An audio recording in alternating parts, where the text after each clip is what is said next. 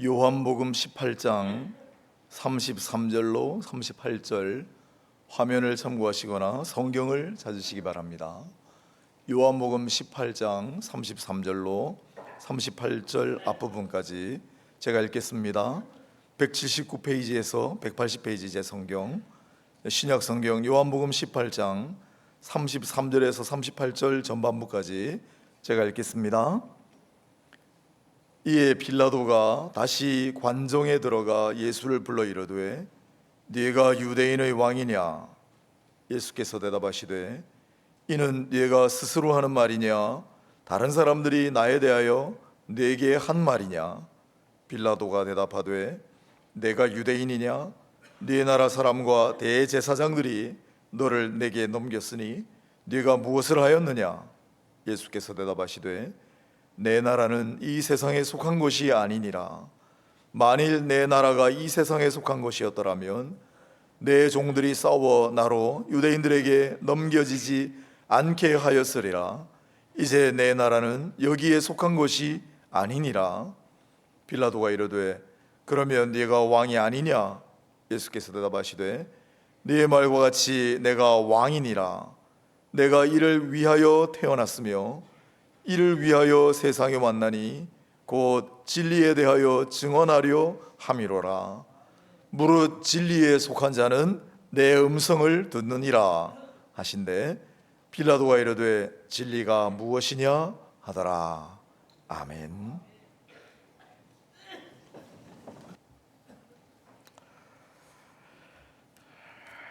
제가 잠깐 기도하고 시작하겠습니다.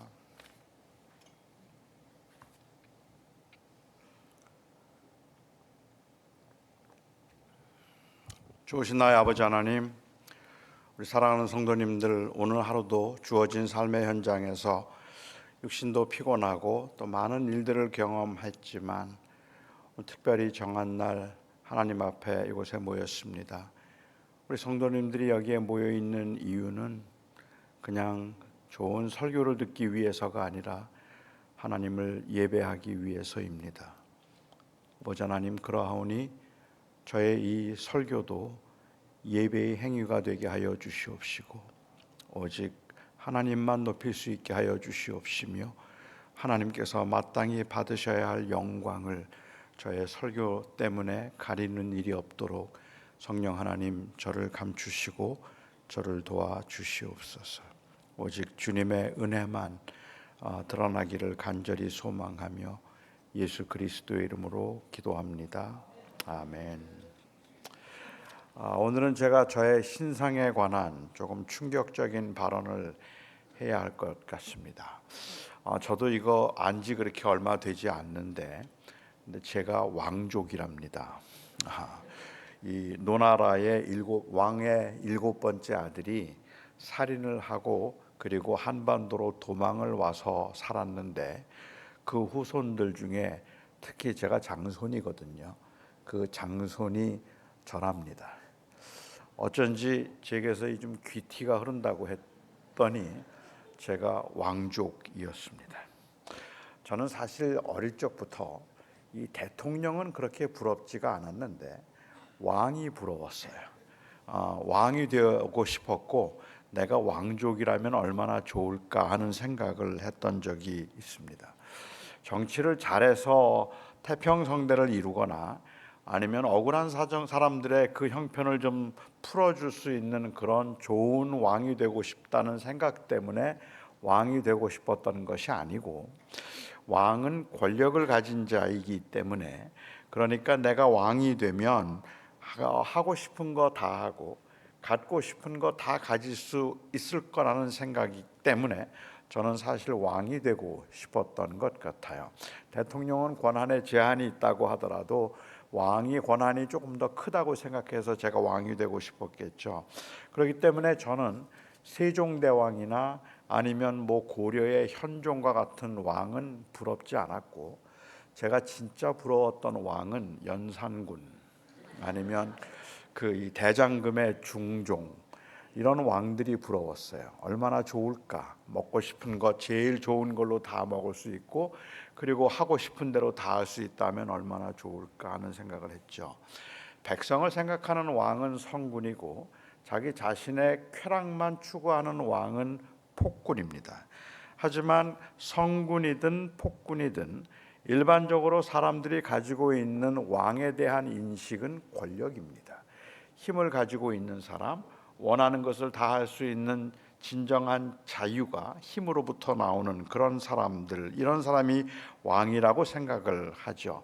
그래서 왕하면 권력을 의미한다고 생각하기 때문에 사실 빌라도는 예수님의 말씀을 이해할 수 없었고, 우리도 우리의 삶에서 이 그리스도의 왕권을 실감하면서 살지는 못하고 있습니다. 우리는 그리스도가 왕이심을 인정하지만 사실은 그리스도가 왕이시라는 우리의 인정과 고백은 예배에만 국한되는 것 같은 느낌이 든다는 거죠. 예배 중에는 왕이신 나의 하나님, 하나님이 나를 다스리십니다라고 찬양하고 진심으로 그렇게 찬양을 하지만 정작 삶의 현장에서는 그리스도께서 왕이 되심으로 인하여서 우리의 삶 가운데 무엇이 변하는가, 어떤 것들이 달라지는가를 생각하면 하나도 달라지는 게 없는, 그냥 버겁고 힘들게 살아가야 되는, 적어도 왕이시라면, 그리스도가 나의 왕이시라면 그 왕의 자녀들로서 아니면 그 왕의 백성으로서 뭔가 더 누리고 그리고 또한 더 풍요로운 삶을 살아야 할 것 같은데, 그리스도는 우리의 왕이라고 고백을 하지만 예배 중에는 그 고백이 진실하다고 할지라도 우리의 삶의 현장에서는 그리스도의 왕되심을 인정하기가 쉽지 않기 때문에 그렇습니다. 아마도 빌라도도 그렇게 왕에 대한 일반적인 인식을 가지고 있었기 때문에 이해가 되지 않았을 겁니다. 빌라도는 예수님을 취조하면서 그 아래서 처음에 물었어요. Are you the king of the Jews? 내가 유대인의 왕이냐라고 물었습니다. 빌라도가 보기에 그의 모습은 그야말로 매를 맞아서 얼굴은 퉁퉁 부어 있고 꾀죄죄하고 그 초라하기 이를 데 없는 모습이고, 적어도 왕이라고 말을 하려면 그러면 백성이 있던가 아니면 땅이 있던가, 그렇지 않으면 주권이 있어야 하는데 아무도 따르는 사람이 없이 홀로 그 법정에 서 있는 그 모습, 그가 내가 왕이라고 말할 만한 영토가 있는 것도 아니고 그렇다고 해서 그가 주권을 행사할 만한 그러한 영향력이 있는 것도 아닌 초라하기 이를 데 없는 죄인의 모습으로 서 있는 그를 유대인들은 참소하면서 말하기를 그가 바로 자기가 왕이라고 말한 자입니다라고 말하니까 우습기 이를 데 없는 거잖아요. 그래서 그가 물었습니다. 내가 진짜 유대인의 왕이냐라고 물었어요. 그런데 예수님의 대답은 굉장히 의연하기도 하고 뜻밖이었습니다. 예수님께서 말씀하시기를 이는 네가 스스로 하는 말이냐 아니면 다른 사람들이 나에 관해서 한 말을 하고 있는 것이냐라고 묻는 거죠. 바꿔서 이야기하자면 너는 어떻게 생각하니? 그 말이잖아요. 다른 사람들이 나를 왕이라고 말하고 있는데 그런데 너는 어떻게 생각하니? 너는 내가 왕이라고 생각하느냐? 아니면 그냥 사람들이 나를 왕이라고 그렇게 불렀기 때문에 내가 지금 그렇게 묻는 것이냐라고 묻고 있습니다. 물론 빌라도는 예수님을 왕이라고 생각하지 않았죠. 그렇기 때문에 그는 대답하기를 내가 유대인이냐? 넌 도대체 뭘 했길래 너의 백성과 너의 백성의 지도자들이 이렇게 너를 괴롭히고 있는가라고 그렇게 물었습니다. 예수님의 대답이 그런데 좀 뜻밖이었어요. 예수님께서 말씀하시기를 내 나라는 이 세상에 속한 것이 아니다라고 말씀하셨습니다. 만일 내 나라가 이 세상에 속한 것이었다면 나의 종들이 싸워서 나로 하여금 너에게 넘겨주지 않도록 했을 것이다 라고 이야기를 하셨다는 말입니다. 내 나라는 천국에 속했다는 말씀이겠죠. 내 나라는 여기에 속한 것이 아니기 때문에 만일 내 나라가 여기에 속했다면 그러면 내 종들이 나를 위해서 싸워서 나로 하여금 이런 수모를 당하지 않게 하였을 것이야 라고 이야기를 하셨습니다. 그러면 이해가 돼요. 그러면 이해가 되죠. 예수님은 하늘에서는 왕이세요. 천국에서는 왕이세요. 하지만 이 땅에서는 아니에요. 그러니까 우리가 예수 그리스도의 왕권을 우리 인정하고 누린다면 이 세상에서는 예배 가운데 그리스도의 왕 되심을 우리가 노래하고 그리고 영원한 나라를 동경하며 사모하겠지만 결국 그리스도의 왕권을 우리가 인정하고 그것을 누리게 되는 것은 천국 가서일 거예요. 주님께서 천국에 가면 그러면 거기에서는 주님의 왕 되심이 드러날 것이기 때문에 그렇습니다. 그런 말씀이라면 이해가 되죠. 아프리카에서 노예들이 미국에 많이 붙잡혀 왔을 때 그 노예 중에 한 노예가 아주 굉장히 당당하고 그리고 의연했어요. 그래서 사람들이 물었습니다. 저자는 도대체 누구길래 저렇게 노예로 끌려온 주제에 저렇게 당당한가라고 그렇게 물었더니 사람들이 말하기를 이 노예는 그 아프리카에서 이 한 부락의 추장의 아들이라고. 그래서 추장의 아들로서의 그 자존감 그리고 추장의 아들이라는 그 정체성 때문에 그런 비록 노예로 잡혀오기는 했지만 그렇게 의연하고 당당한 것이라고 이야기를 했습니다. 예수님께서 하늘에 계신 하나님의 아들이시지만 이 땅에 오셔서는 매를 맞고 초라하지만 그러나 하나님의 아들이시기 때문에 그 나라에서는 그야말로 모든 권세와 모든 주권과 모든 통치가 그 발 앞에 무릎을 꿇게 될 것이니까 그러니까는 주님께서 이렇게 당당하시다라고 그렇게 말한다면 그건 이해가 되죠. 하지만 그게 우리의 현실과 무슨 상관이 있느냐는 말입니다. 우리의 현실에서는 그리스도의 왕되심이 온전히 드러나지 않는다면 이게 이 인생을 버겁게 살아가는 우리들에게 무슨 의미가 있겠는가 말이죠. 그래서 빌라도가 다시 물었어요. 그러니까 너 왕 아니지? 다시 물었습니다. 그러니까 네가 왕이 아니냐? 아니란 말이냐? 이 말의 의미는 적어도 빌라도가 묻는 질문은 그러니까 천국에선 네가 왕인데 그런데 여기선 아니지 그 말이잖아요. 여기서는 네가 왕이 아니란 말이지 라고 그렇게 반문을 하는 것입니다. 뭐 그러면 솔직히 겁 안 나잖아요. 천국에서 왕이신데 이 땅에서는 왕이 아니라 그러면 빌라도가 겁낼 사람은 아니지 않습니까? 한국에서는 라면도 못 먹는데 라면 먹을 돈도 없는데 미국에 집이 10채가 있다고 말하는 분 여러분 부러우세요? 지금 나는 미국에 그냥 스위스 은행에 돈이 수백억이 있는데 그런데 지금 여기서는 라면도 못 먹고 구걸을 하고 다닌다면 여러분은 그런 인생을 부러워하시겠습니까? 우리 현실에서는 그게 실제로 경험하지 못하는 일인데 말입니다. 그래서 아마도 그가 그렇게 물었던 것 같아요. 그러니까 너 왕 아니란 말이지 하는 말입니다. 어쩌면 이게 우리가 매일매일 살아가면서 느끼는 무력함인지도 모르겠다는 생각을 합니다. 저는 제가 고등학생 때 즐겨 부르던 복음성가가 있었습니다. 제가 고등학생 때 즐겨 부르던 복음성가는 주님 고대가라는 복음성가였어요. 손양원 목사님께서 작사하신 이 성가 찬양인데, 근데 그 가사가 아마 많은 분들이 아실 텐데요. 낮에나 밤에나 눈물 머금고 내 주님 오시기만 기다립니다. 가실 때 다시 오마 하신 예수님, 오 주여 언제나 오시려나이까. 낮에나 밤에나 눈물 머금고 내 주님 오시기만 기다립니다. 손양원 목사님은 여러분들이 아시는 것처럼 신사참배를 반대했다가 옥고를 치르신 분이고, 그리고 공산당에 의해서 두 아들을 잃으시고, 그리고 그 두 아들을 죽였던 그 청년, 공산당 청년을 자기의 아들로 양자 삼은 분입니다. 꽤 긴 시간 동안을 나 환자들을 위해서 수고와 그리고 또 하나 헌신을 아끼지 않았던 분입니다. 온갖 고난을 다 경험하고 온갖 고초를 겪으면서 힘들게 버겁게 그렇게 사역을 감당하던 그 목사님께서 너무 사역이 힘들기도 하고 그 버겁고 힘든 가운데 하늘나라를 소망하면서 낮에나 밤에나 눈물 머금고 내 주님 오시기만 기다립니다. 가실 때 다시 오마 하신 예수님, 오 주여 언제나 오시려나이까. 이 찬송을 부르신 것, 그거 이해가 되잖아요. 그 마음이 느껴지잖아요. 하지만 고등학생인 제가 지금 대학도 가야 되고 연애도 해야 되고 결혼도 해야 되고 그리고 직장도 찾아야 되는, 직업도 찾아야 되는 제가 그냥 하늘을 쳐다보면서 늘 앉아서 낮에나 밤에나 눈물 머금고 내 주님 오시기만 기다립니다.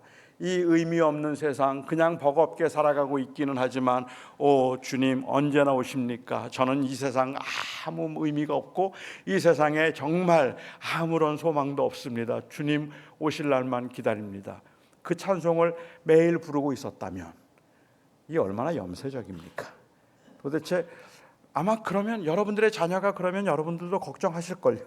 좀 열심히 살아야지 왜 그런 찬송을 부르고 있는가라고 생각하실지도 모르겠어요. 물론 저는 이 찬송을 늘 불렀던 건 아닙니다. 제가 이 찬송을 부르며 눈물을 흘렸던 때는 주로 자매들에게 차였을 때, 아니면 학교 성적이 안 나왔을 때, 좀 힘들다 싶을 때는 저는 낮에나 밤에나 눈물 머금고 이 찬송을 불렀고, 그리고 자매들이 저를 차지하려고 서로 싸우고 있다는 이야기를 들을 때, 그리고 학교 성적이 좋을 때, 그럴 때 저는 내게 강 같은 평화를 불렀습니다. 내게 강 같은 평화를 부르면서 그냥 즐기기도 했었죠. 저는 찬송가 가사를 문제 삼고 있는 것이 아니라 찬송가 그 가사 뒤에 숨어 있는 세계관을 이야기하는 거죠.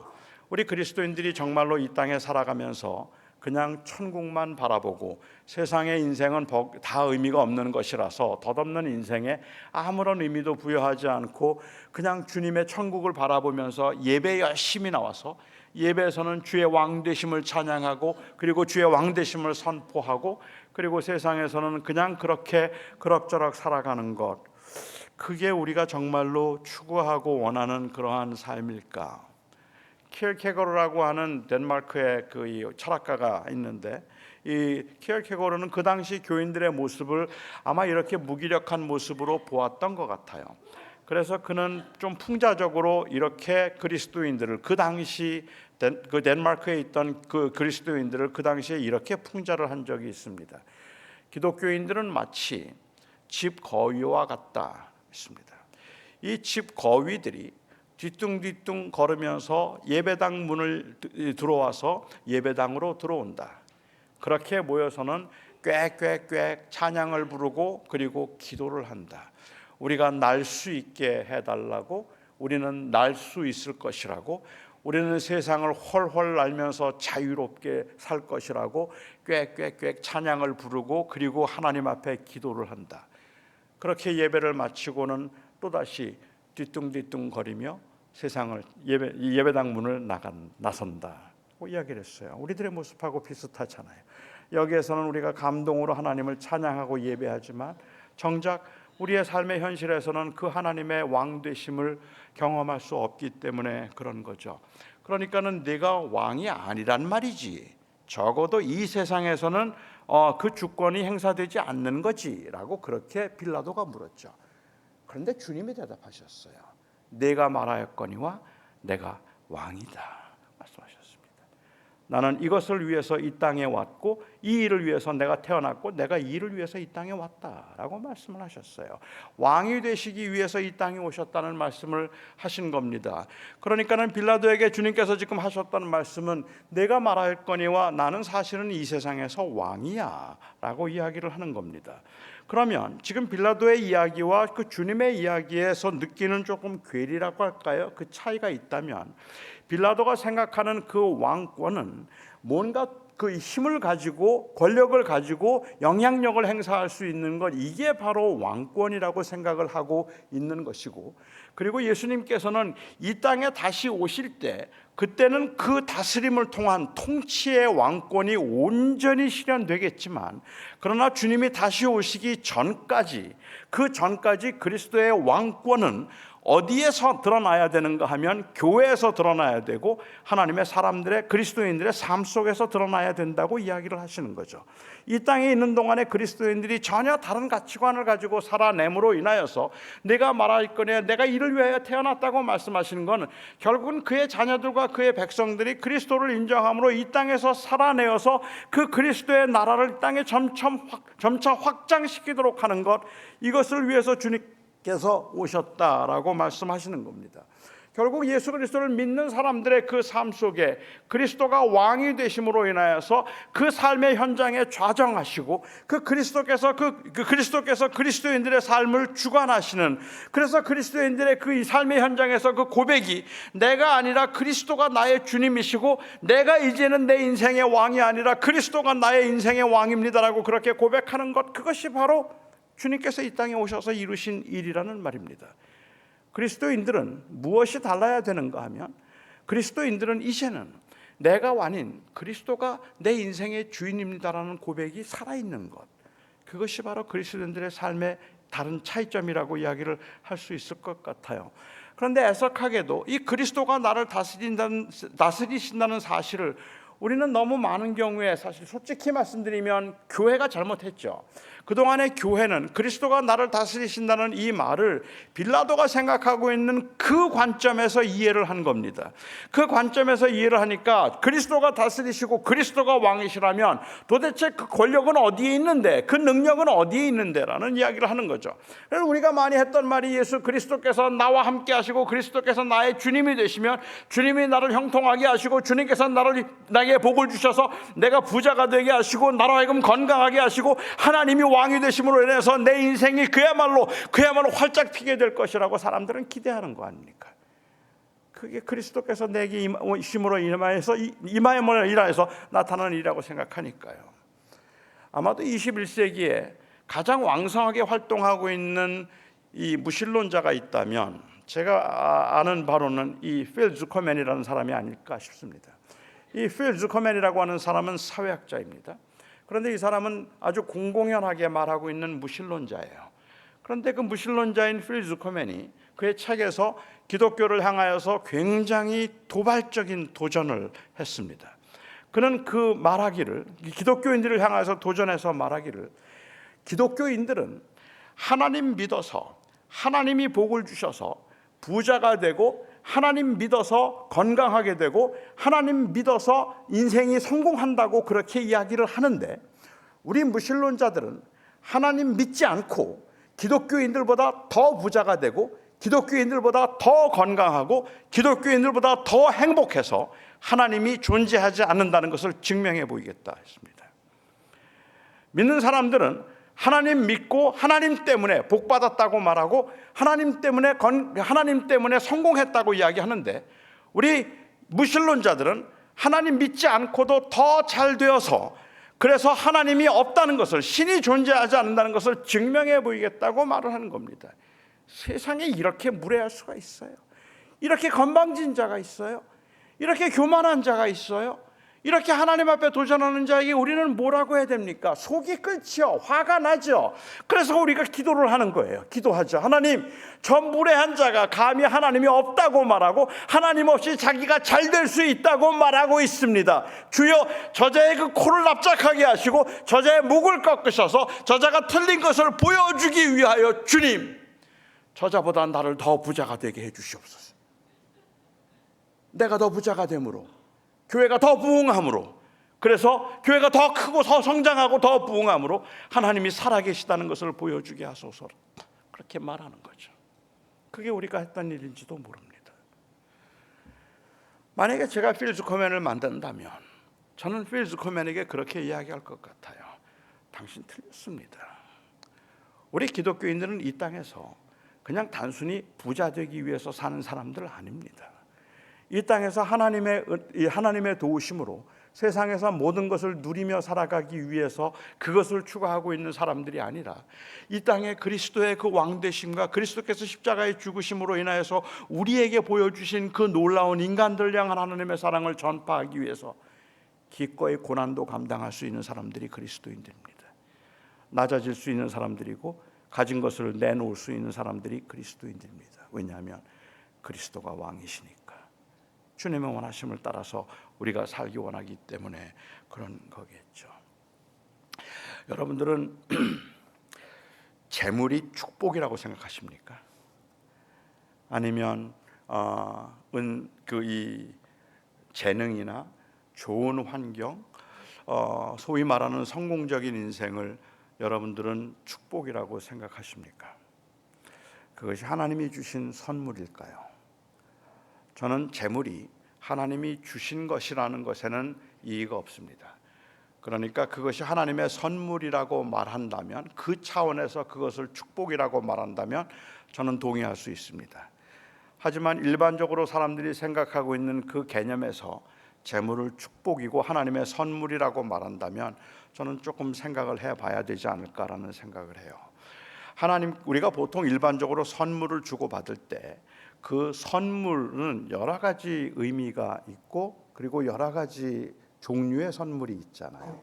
우선 저희가 생각해 볼 수 있는 선물, 사람들이 언제 선물을 줄까, 사람들이 언제 선물을 받을까를 생각해 보면 제일 먼저 생각해 볼 수 있는 것은 바로 보상입니다.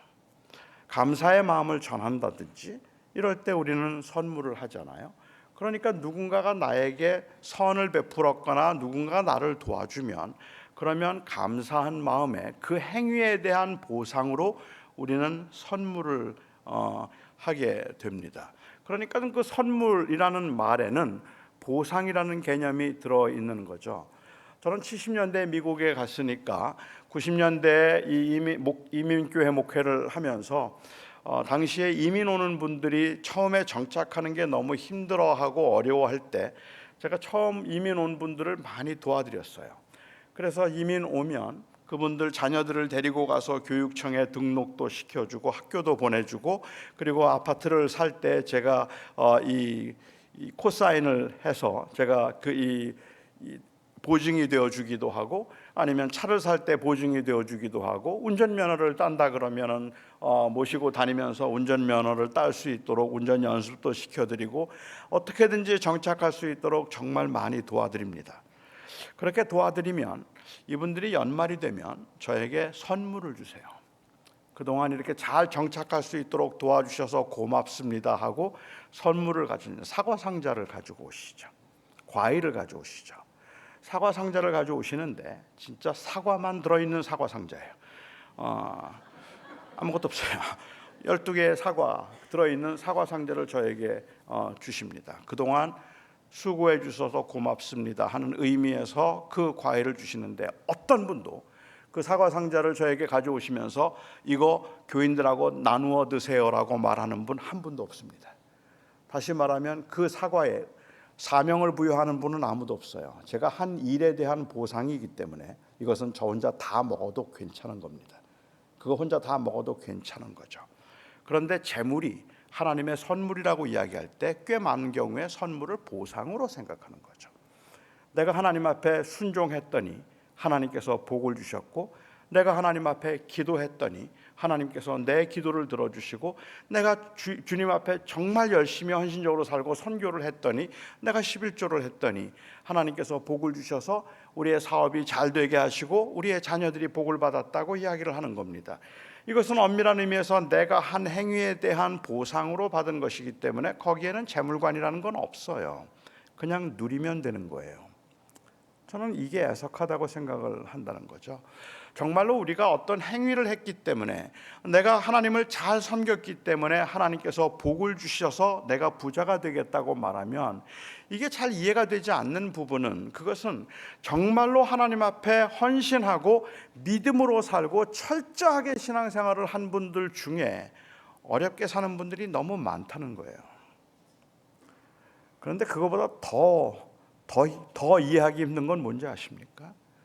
그렇게 믿음으로 살았는데도 삶이 풀리지 않고 정말 주님 앞에 헌신적으로 하나님의 말씀대로 하나님 앞에 그렇게 하나님이 원하시는 대로만 사역을 했는데 20년을 사역해도 50명을 넘기지 못하는 목사들이 있잖아요.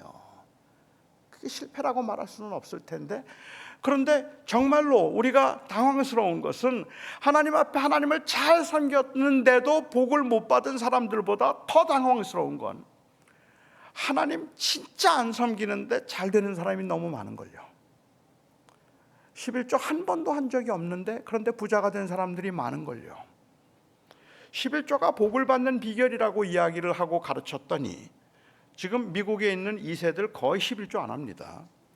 2세들은 11조를 하지 않는 이유는 2세들이 굉장히 안정되고 잘 살아요. 우리 이 한국인 2세들의 경우에 있어서는 11조 안 하고도 잘 사는 걸요. 그러니까는 꼭 내가 11조를 해야 될 필요를 못 느끼고 있는 그러한 모습이죠. 이것은 그냥 선물이라고 생각하고 보상이라고 생각하면 어쩌면 이렇게 생각할 수도 있겠다는 생각이 든다는 말입니다. 두 번째, 선물을 주고받는 것은 그것은 사랑하는 사람에게 사랑을 표현할 때입니다. 그러니까 누군가를 사랑하면 선물을 주고 그 선물을 통해서 사랑을 표현하게 되는 거죠. 하나님께서 우리를 사랑하셨기 때문에 하나님이 우리에게 재물을 주셨다라고 이야기를 한다면 이것도 저는 좀 석연치 않은 부분들이 있다는 말이죠. 선물은 단순히 보상으로서가 아니라 선물은 하나님의 사랑의 표현, 우리가 일반적으로는 그 사랑의 표현이기 때문에 저희 어머님이 지금 87세세요.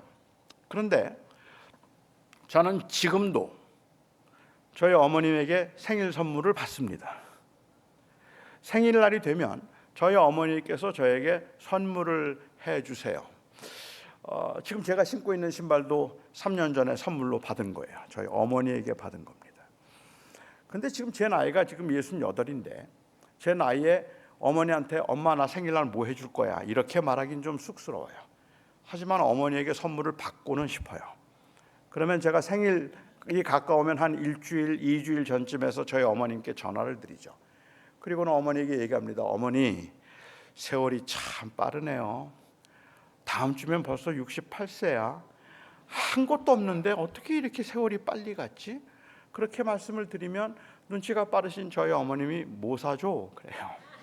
그래서 제가 제 생일 선물을 저희 아내에게, 제 아이들에게, 그리고 저희 어머니에게 선물을 받습니다.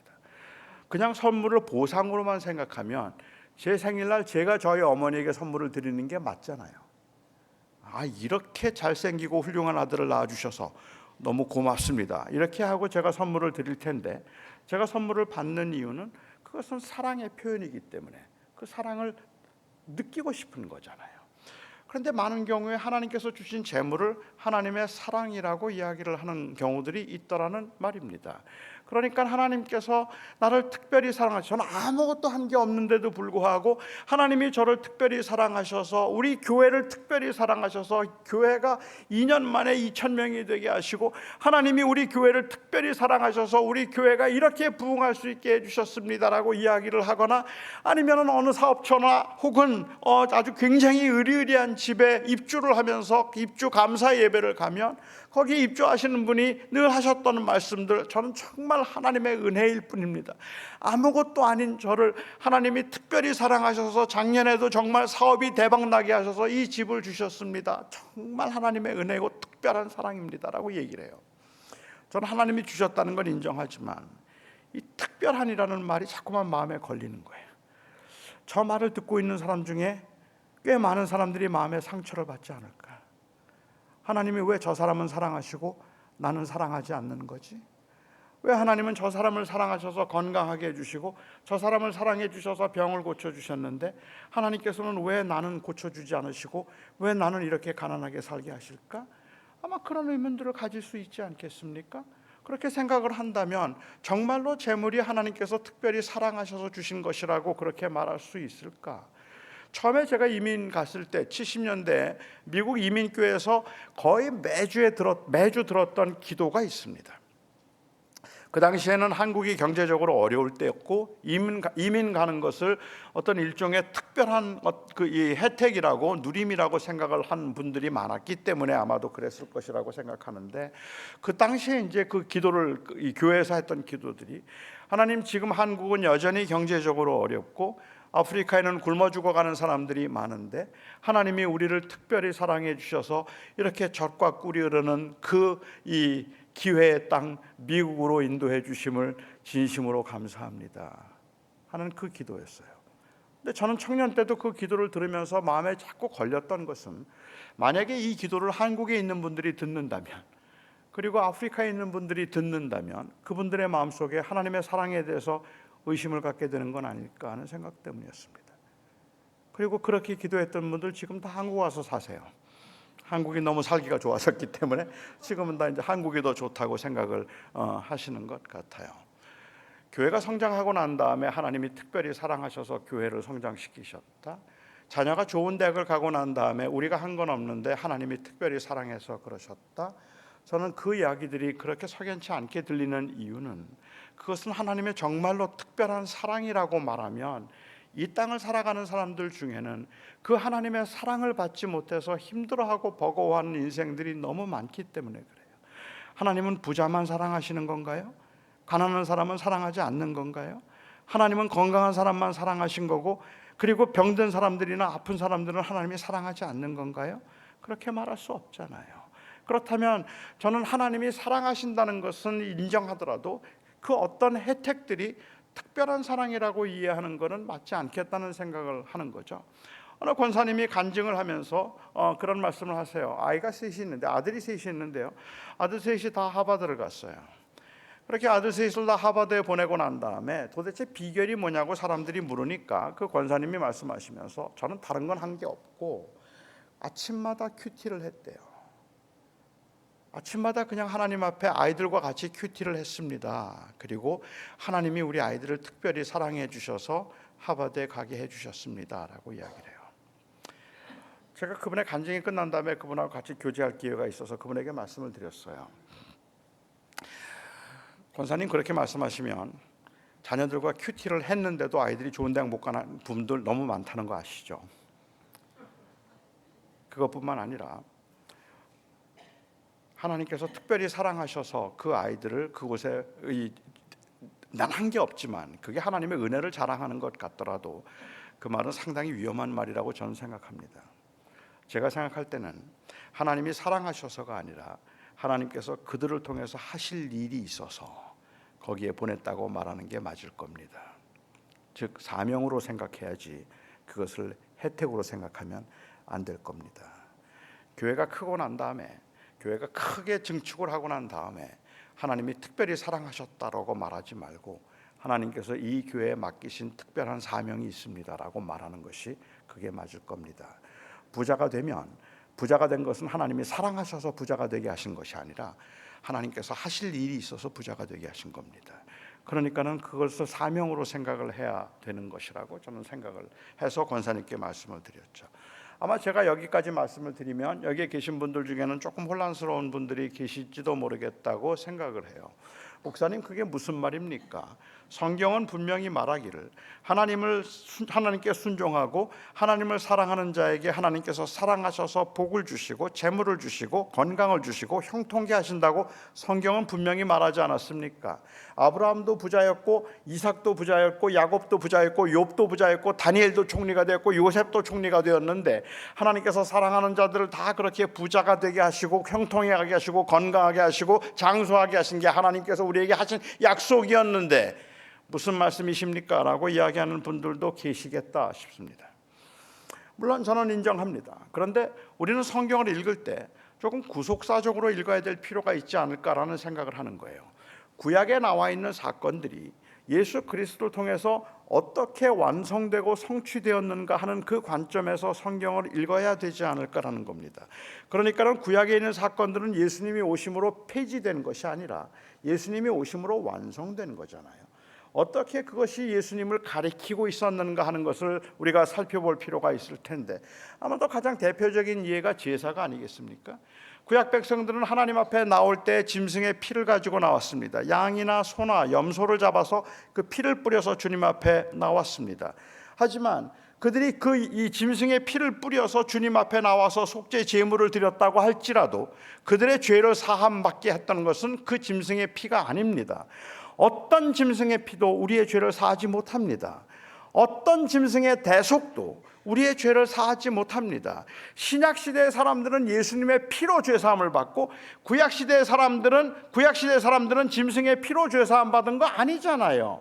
그 짐승의 피는 바로 오실 예수 그리스도를 가리키고 있는 것 아닙니까? 그래서 예수 그리스도를 통해서 완성될 것이기 때문에 이제는 그들이 구약시대에 있는 사람들도 오실 예수님을 바라보고 그 피가 상징했던 그리스도의 피로 사함을 받은 것이고, 그리고 신약시대도 그리스도의 보혈로 우리가 죄사함을 받게 되는 것이겠죠. 따라서 그 예수님께서 오심으로 그것이 완성되고 난 다음에는 이제 신약시대는 더 이상은 짐승의 피를 가지고 하나님 앞에 나가지 않습니다. 왜요?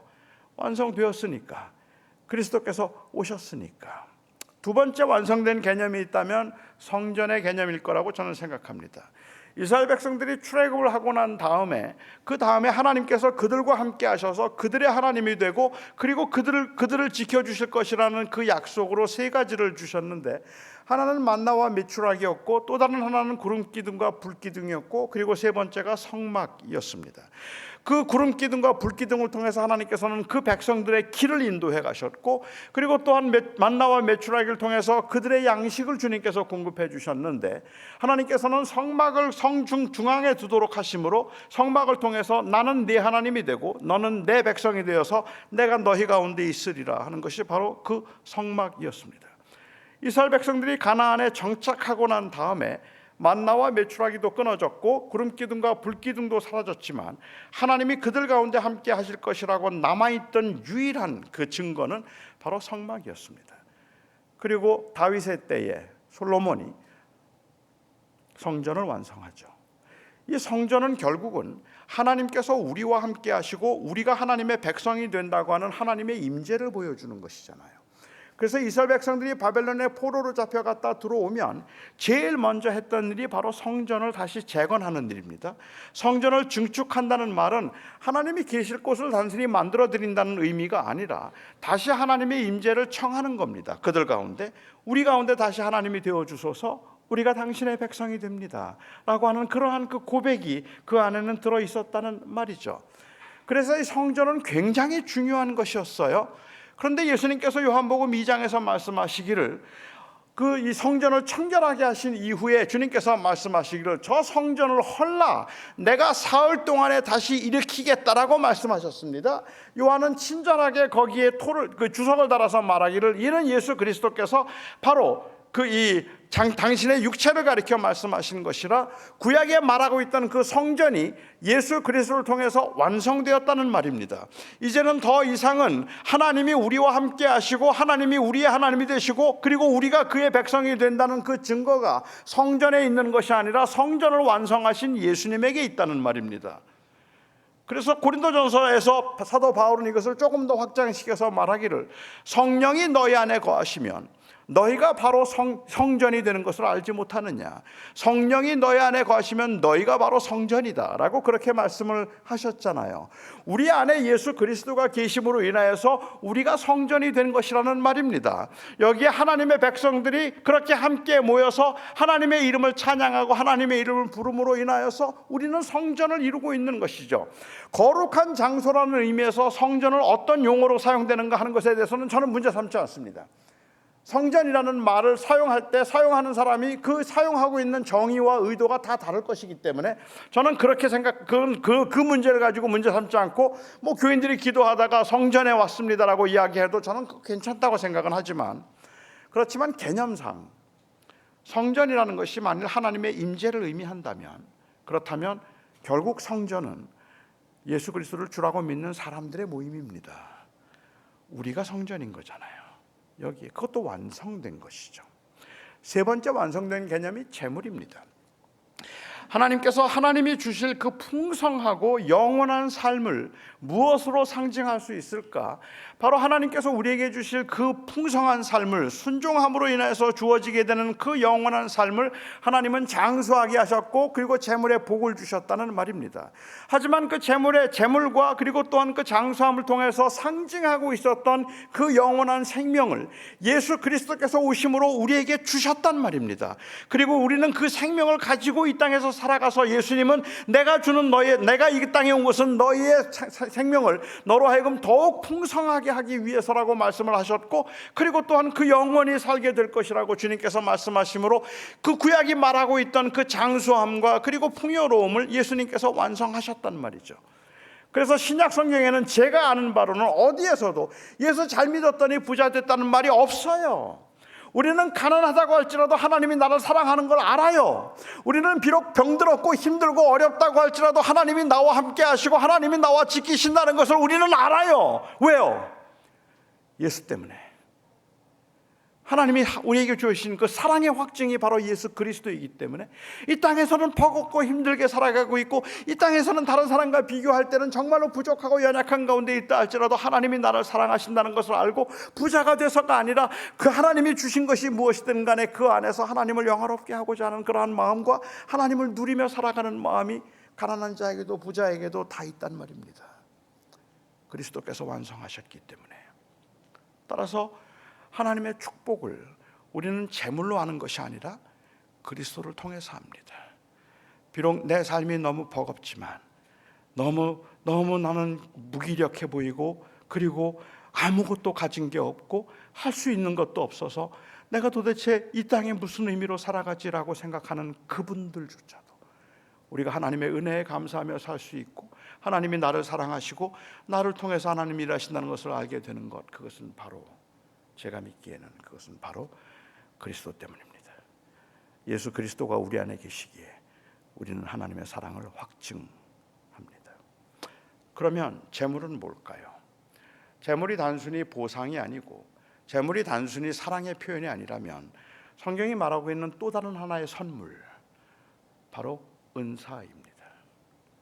저는 재물은 은사이고 재능도 은사라고 생각하는데, 이 재능, 재물, 이것들의 특징 몇 가지를 고린도서에서 살펴본다면, 우선 첫 번째 생각해 볼 수 있는 이 은사의 특징은 하나님이 은사의 분배가 공평하지 않다는 것입니다. 하나님은 그 성령께서 그 뜻대로 은사를 나누어 주시기 때문에 각자에게 다르게 나누어 주신다는 것이죠. 재물을 은사라고 본다면 하나님께서 어떤 사람에겐 많이 주시고 어떤 사람에겐 적게 주십니다. 왠지는 몰라요. 어떤 사람에겐 5을 주셨고 어떤 사람에겐 2를 주시고 어떤 사람에겐 1를 주셨습니다. 여러분은 하나님이 정말로 공평하신 분이라고 생각하십니까? 하나님 공평하신가요? 아니에요. 적어도 분배에 있어서는 하나님은 공평하지 않아요. 여기에 계신 여러분들의 입장만 보더라도 하나님이 공평하지 않다는 것을 어렵지 않게 느낄 수 있을 거라고 생각합니다. 태어나면서부터 금수저로 태어나서 고생이라는 것은 모르고 살아온 분도 계실지 모르고, 아니면 태어나면서부터 흙수저로 태어나서 온갖 고생을 다 하면서 버겁게 살아가지만 산 하나 넘으면 또 다른 산이 있고 산 하나 넘으면 또 다른 산이 있어서 그야말로 헤어나지 못하는 그러한 삶을 몇십 년 동안 살아온 분들도 계실지 모르겠다고 생각해요. 하나님은 공평하지 않습니다. 제가 한번 뉴욕에 집회를 갔는데 한 자매가 제 설교 끝에 저를 찾아왔어요. 그 자매가 저를 찾아와서 저에게 말하기를, 목사님, 하나님은 공평하지 않습니다 라고 말해요. 그래서 제가 그 자매에게 그렇게 이야기를 했어요. 그 자매가 하나님이 공평하지 않다고 말하는 거예요.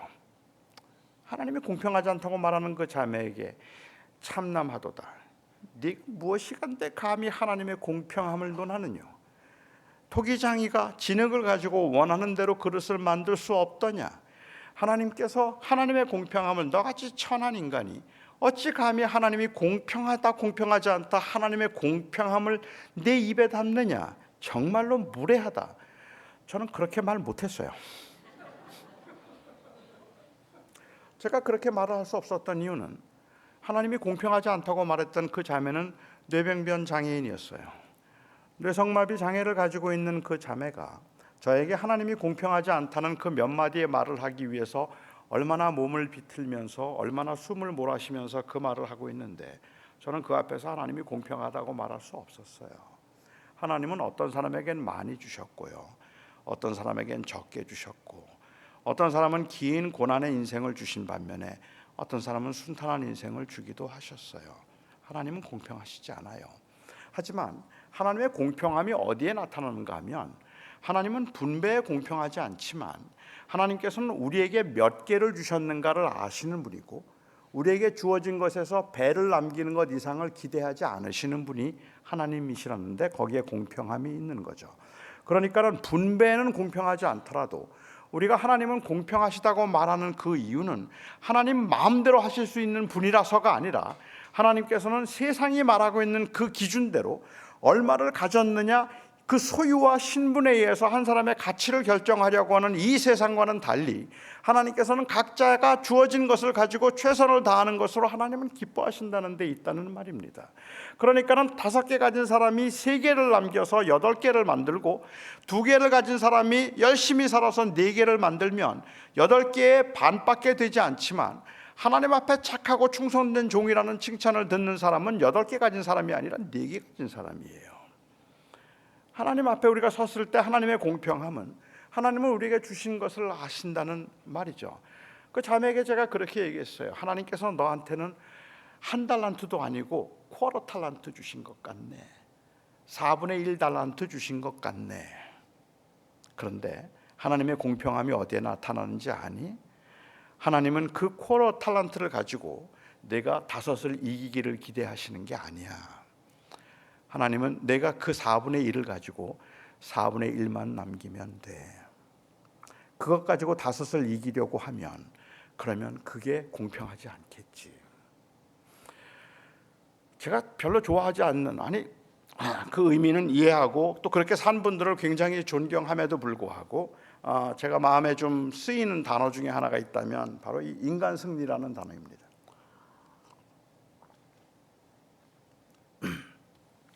인간 승리라는 말은 마치 1달란트를 가지고 5달란트를 이겼다는 의미인 것처럼 그렇게 생각하기 때문에 그 단어가 저는 어쩌면 굉장히 잔혹한 낙관주의 일지 모르겠다 하는 생각이 들고 좀 잔인하다는 생각이 들 때가 많아서 저는 그 단어를 그렇게 썩 좋아하지는 않는 것 같아요. 저는 결혼식을 한국에 와서 했습니다. 제 아내를 저는 딱 보는 순간 저 여자구나 하는 걸 제가 알았거든요. 여러분도 그런 느낌 아시죠? 딱 봤는데 여자구나 하는 생각이 드는 느낌. 그래서 저는 제 아내를 보자마자 저 여자구나 하는 생각이 들어서 제가 전도사 때인데 처음 새 교인으로 청년으로 왔길래 제가 그날 저녁에 전화해서 내가 이 교회 전도사인데 처음 왔기 때문에 신방을 해야 되겠다 해서 제가 신방으로 만났고요. 첫 신방에서 11시간 신방했습니다. 그리고 한 달 후에 2차 신방 한다고 10시간 신방하고 3번째 만났을 때 결혼하자고 했습니다. 그때 제 아내가 20살이었어요. 제 아내야 뭐 너무 좋아하죠. 너무 행복해하고 제가 자기를 구제해 준 줄 알고 그래서 정말로 고맙다 그래서 결혼을 하기로 하고 이제 한국에 와서 결혼식을 했습니다. 근데 제 아내는 그 당시 한국에서 꽤 유명한 집안의 무남동녀 외동딸이었습니다. 결혼식을 하는데 정말로 유명한 분들, 뭐 TV에서 보던 분들이 많이들 오셨어요. 성대하게 결혼식을 했습니다. 결혼식을 마치고 난 다음에 한 분이 저를 찾아오셨습니다. 그리고는 저를 찾아오셔서 제 손을 붙들고 막 우세요. 막 울면서 너무 오늘 이 결혼식이 감동스러웠다고 이야기를 해요. 그러니까 이분이 도대체 왜 이러실까라고 생각을 이제 하고 좀 의아했죠. 그분이 자기를 소개하는데 한국의 굉장히 큰 장학재단의 이사장이세요.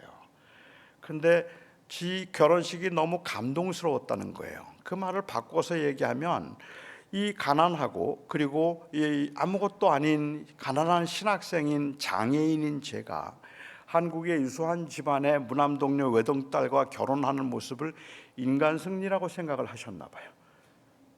지금 저는 결혼을 해주고 있는 건데 그런데 그분 생각에는 제가 무슨 개천에 용이 났다고 생각을 한 건지 인간 승리라고 생각한지 너무 감동을 받았다고 하면서 그분이 저에게 이렇게 말씀을 하세요.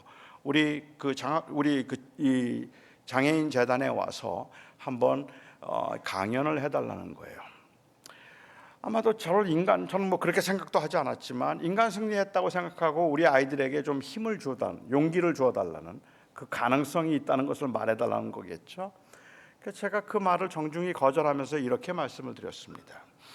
제가 인간 승리를 했다고 생각하지도 않지만 그렇지만 우리 이 장애인 아이들에게 너도 열심히 살면 저렇게 될 수 있어. 너도 열심히 살면 나처럼 될 수 있어 라고 말하는 것은 이것은 굉장히 잔인한 겁니다. 그렇게 될 수 있는 사람도 있을 것이고 되지 못하는 사람도 있을 겁니다. 그렇죠? 그렇죠? 저는 오히려 장애인들에게 너도 열심히 살면 그렇게 될 수 있어라고 말하지 말고 그 장애인들에게 너 저렇게 안 돼도 소중해 라고 말해주는 게 맞을 겁니다. 너 그렇게 안 돼도 너 괜찮아. 넌 그렇게 안 돼도 하나님이 너 사랑하셔 라고 말해주는 것이 너 지금 힘들지만 너 언젠간 저렇게 될 수 있어 라는 말은 굉장히 잔인한 말이죠.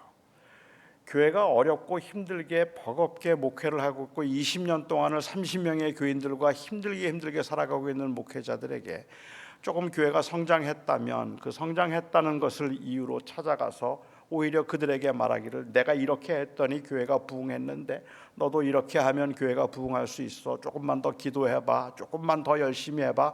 그러면 하나님이 너도 세워줄 거야 라는 말은 굉장히 잔인한 말인 것이죠. 오히려 최선을 다해서 살아가고 있는 그들에게 소중하다고 말해 주어야 하는 겁니다. 괜찮다고 말해 주는 것이 맞다는 말입니다. 왜냐하면 처음부터 하나님께서 주신 게 다른 걸요.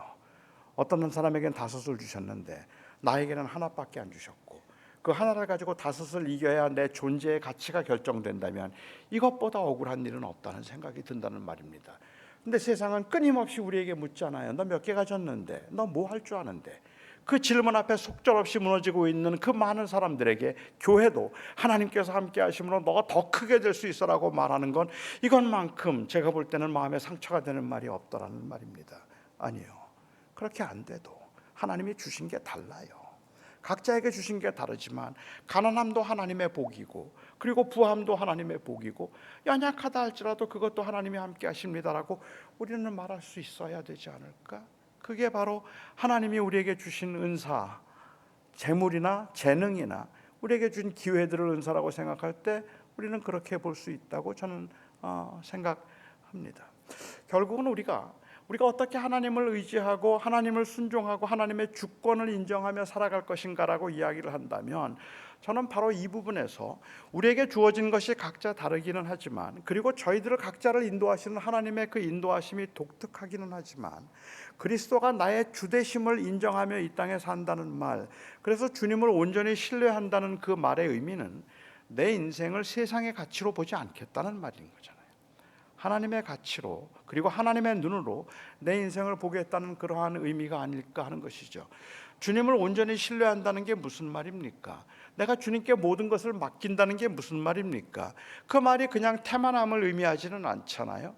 저는 주님을 온전히 신뢰한다는 이 말의 구체적인 의미는 이것은 내게 주어진 것이 우리는 정확하게 몇 개를 주셨는지도 잘 모르니까 그렇지만 나는 죽을 힘을 다해서 최선을 다하겠지만 최선을 다해서 죽을 힘을 다해서 살아가다가 그러나 내게 주어진 그 결과에 나는 자족하겠다는 거죠. 그것을 하나님의 손에 맡기겠다는 것, 그게 주님을 온전히 신뢰한다는 말인데 우리는 주님의 그 주권을 인정한다고 이야기를 할 때 이 세상에 살아가면서 세상 많은 사람들은 넌 몇 개를 가졌는가를 가지고 한 사람의 가치를 평가하려고 할 때 우리 그리스도인들은 내게 주어진 것이 적다 할지라도 많다 할지라도 많아서 교만하지 않고 적어서 낙심하지 않고 하나님이 내 인생의 주인이십니다라는 그것을 인정함으로 정말로 성실하게 살아가는 그 모습이 그리스도의 왕되심을 인정하는 모습이라는 거죠. 왜냐하면 하나님이 나의 주님이시니까 그가 나의 왕이시고 그가 내 인생을 다스리고 있기 때문에 저는 그리스도가 나를 다스리신다는 사실로 만족한다고 말할 수 있는 것입니다. 그런데 우리는 주님을 신뢰한다고 말을 하고 주님께 맡긴다고 이야기를 하는데도 그 주님께 맡긴다는 말이 너무 추상적이라는 생각이 드는 거예요. 그리스도가 왕이시라고 말을 하고 있는데 구체적으로 그게 무엇을 의미하는가로 생각하면 그냥 그 말이 그냥 형식적인 말, 교회에서 늘 사용하는 말, 일종의 클리셰처럼 되어버린 것 같다는 생각이 들 때가 참 많더라는 말입니다.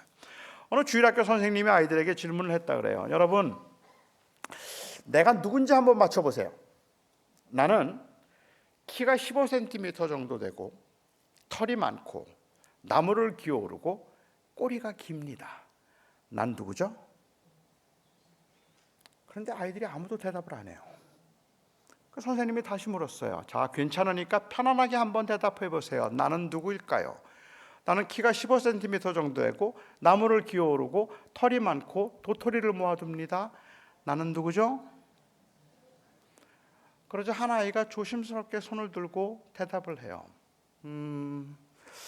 제 생각에는 다람쥐 같은데 정답은 예수님이죠.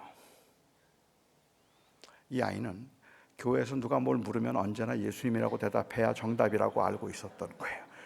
교회에서 뭘 물으면 항상 예수님이라고 말을 해야 된다고 생각을 했기 때문에, 그렇기 때문에 아무리 생각해도 합리적으로 생각할 때는 다람쥐지만 다람쥐라고 말하면 교회에선 답이 아니에요. 그래서 예수님이라고 말하죠. 이 설교 누가 준비했을까요? 예수님이요. 이 물은 누가 주셨을까요? 하나님이요. 여기 타인은 누가 맸을까요? 이 타인은 누가 주셨을까요? 하나님이요. 왠지 그게 경건의 모습처럼 보인다는 말입니다.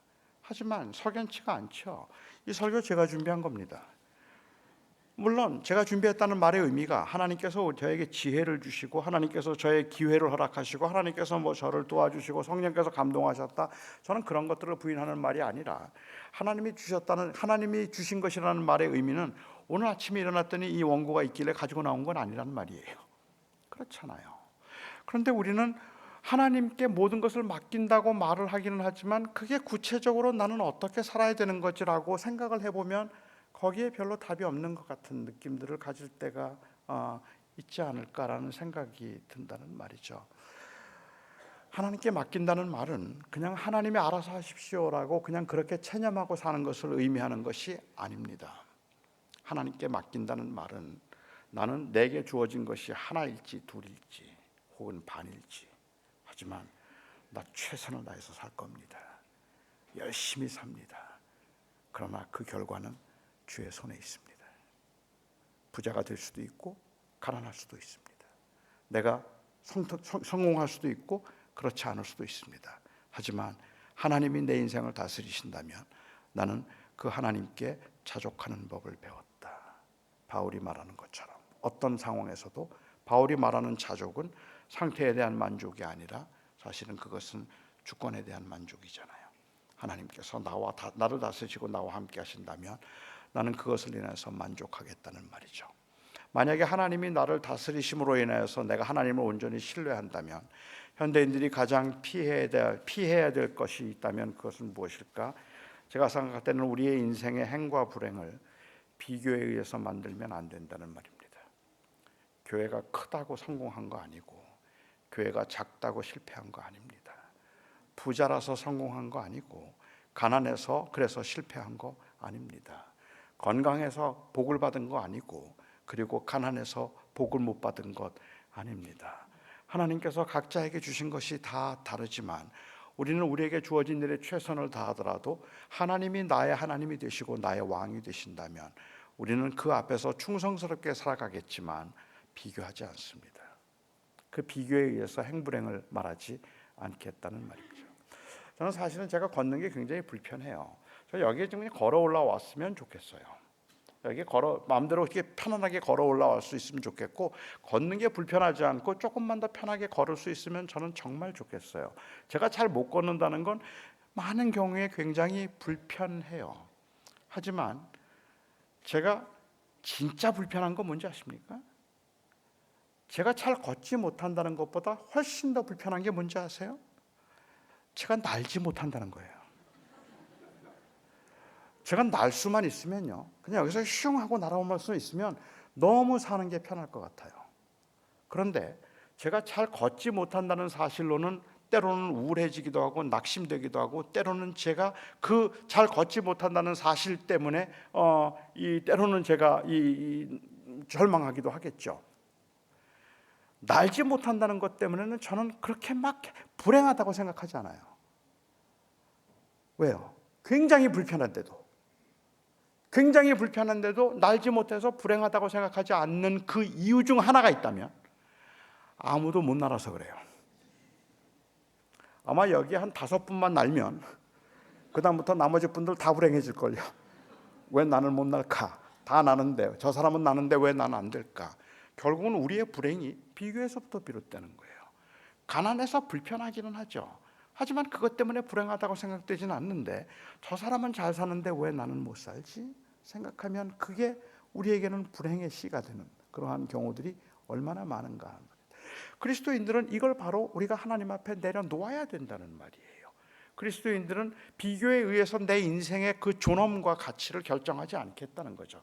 나는 열심히 살겠지만 하나님께서 나에게 주신 은사가 주님의 뜻대로 주님께서 나누어 주신 것이라고 한다면, 그러면 이 세상에 사는 동안에 그리스도의 왕 되심을 드러내는 것은 가난한 가운데도 감사함으로 살아내고 부한 가운데도 교만하지 아니하고 오히려 섬김으로 살아내어서 내가 얼마를 가졌든 간에 내게 주어진 모든 것들은 사명이다.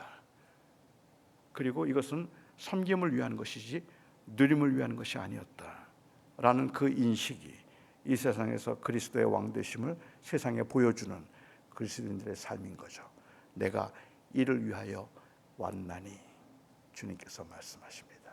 내가 말하였거니와 내가 왕이니라. 여러분의 지금 현재 인생의 그 이 삶의 현장에서 그리스도가 여러분의 왕이십니까? 정말로 예수 그리스도가 여러분의 왕이십니까? 그러면 부하다고, 아니 형통하다고 교만하지 마세요. 그건 사명입니다. 가난하다고, 약하다고 낙심하거나 우려하지 마세요. 그것은 하나님의 주권에 대한 도전입니다. 하나님이 내 삶의 주인이시라면 내게 무엇을 주셨든, 하나를 주셨든 다섯을 주셨든, 나는 그 주님 앞에서 하나님의 다스리심을 만족하며 살아가는 것, 그것이 바로 바울이 말했던 내가 가난에 처할 줄로 부하에 처할 줄로 알아서 자족하기를 배웠노니 내게 능력 주시는 자 안에서 내가 무엇이든지 할 수 있느니라. 기도하겠습니다. 자비로우신 나의 아버지 하나님, 세상을 사는 게 어떤 분들에겐 정말로 버겁습니다. 아무리 애를 써도 안 됩니다. 주님, 이젠 좀 되었다 싶으면 또 일이 나고, 어떤 사람은 그냥 저절로 다 돈이 붙는다는데 왜 이렇게 하는 일마다 안 되는지 정말 버겁고 힘들게 살아가며 그 실패감과 좌절감으로 마음이 많이 상한 분들도 계시겠다 싶습니다. 아버지 하나님, 하나님께서 저희들을 선하게 인도하셔서 모두가 다 형통했으면 좋겠지만 우리는 궁극적으로 이 땅에서 형통함을 누리며 사는 것보다는 그리스도의 주되심을 인정하며 살고 싶습니다. 나의 주님, 나의 왕이신 나의 주님, 우리의 왕이신 우리의 주님, 그리스도의 주되심을 이 저녁에도 인정함으로 성도들의 그 삶 속에 진정한 위로가 있게 하여 주시옵소서. 그뿐만 아니라 아버지 하나님, 어떤 누구도 그 소유에 의해서, 신분에 의해서 교만하지 않게 하여 주시옵소서. 예수님의 이름으로 기도합니다.